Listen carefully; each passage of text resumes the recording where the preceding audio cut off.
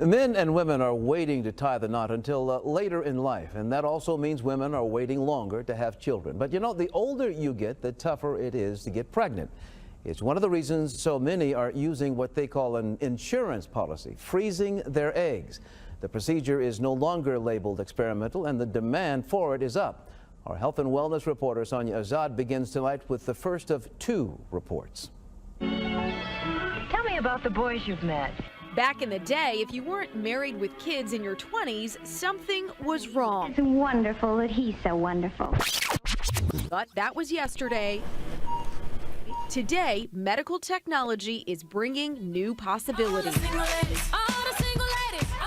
And if you're a 30-something single lady, there's a topic that's likely come up: freezing your eggs. Many women are busy, successful professionals who also want to have that option of a family, but they haven't met Mr. Right yet. We sat down with 4 women who decided to go through the process of freezing their eggs. They all wanted to increase their chances of having babies later. Crystal, an advertising exec. So I can still say I, at this point, don't see myself having children.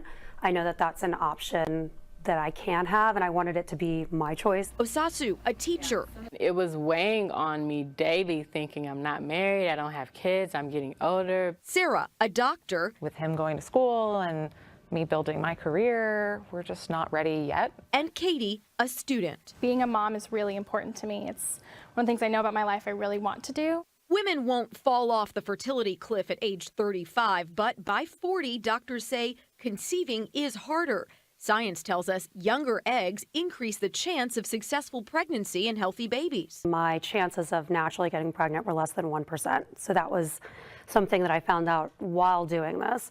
And for somebody who always said I didn't want kids, to be told that I couldn't, I cried. I mean, I literally cried. Whose parents don't know here? Or, yeah. And in my family, there was disconnect, thinking that any type of artificial hormone injections was going to do something wrong or mess something up in your body. When I think I told my parents that I was doing it, and they were like, well, what does your boyfriend think? I was like, who cares what he thinks? Like, I'm freezing my eggs. Like, right now, it doesn't really have anything to do with him. So there's a reason why we don't have 12 people sitting here. There's a reason why we have one woman of color sitting here. I'm Nigerian, so in our culture, it's more so if it's meant to be, it'll be. If God is gifting you with children, God will gift you with children. If not, then it wasn't meant to be. And I think that there's also a stigma of people thinking it's too out of touch for them or too expensive. So I'm not going to even look into it because I can't afford it or not do it. In February, the Pentagon announced a pilot program to cover the cost of egg freezing for active duty troops. Companies like Apple, Facebook, Google, Microsoft, and most recently American Airlines also included as part of their employee benefits. What do you guys think about that? I think it's brilliant. That's great. Yeah. It definitely encourages more women in the workplace. At some point, companies are going to have to evolve with the way times are changing as well, and start offering that to be more competitive as well. Does anyone here feel like you're going to get married in the next 2 years?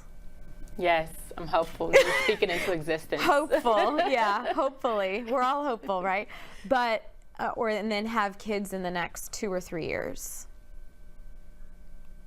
No. By then, most of this group will be about 39. Katie, just 25, is the exception. And I think it's important to realize that just because you go through this process and you freeze eggs doesn't necessarily mean that you're ever going to use them.